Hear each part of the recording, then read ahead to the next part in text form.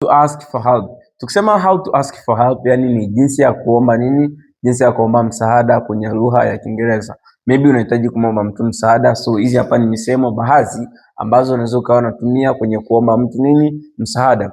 Tukisema can you help me your car? Can you help me your car? Yani kwa Kiswahili ni je, unaweza ukanisaidia gari yako? Maybe unahitaji mtu akusaidia gari. Tutasema can you help me your car? Je, unaweza ukanisaidia gari yako? Tuna pia can you assist me your phone? Can you assist me your phone? Tukisema assist na help ni moja tu, just synonym, okay, vinachangia maana.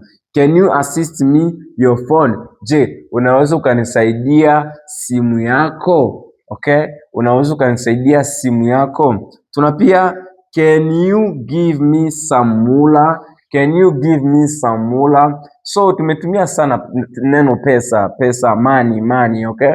Neno money tumetumia sana kwenye lugha zetu za Kiingereza, just like Swahili, we always say money, but today nimewaletea neno tofauti ambayo inaendana na money. Badala ya kuwa natumia money kila siku, tunaweza tukawa tunasema moolah.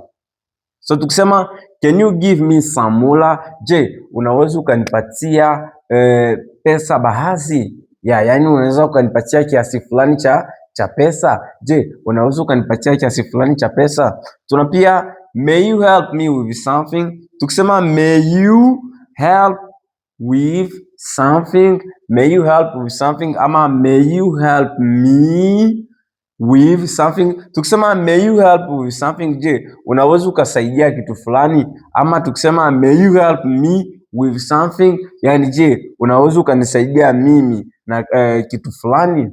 Sijui tunaelewana jamani. So ndahitaji tusome. Msemo wa kwanza tunasema can you help me your car? Msemo wa pili tunasema can you assist me your phone?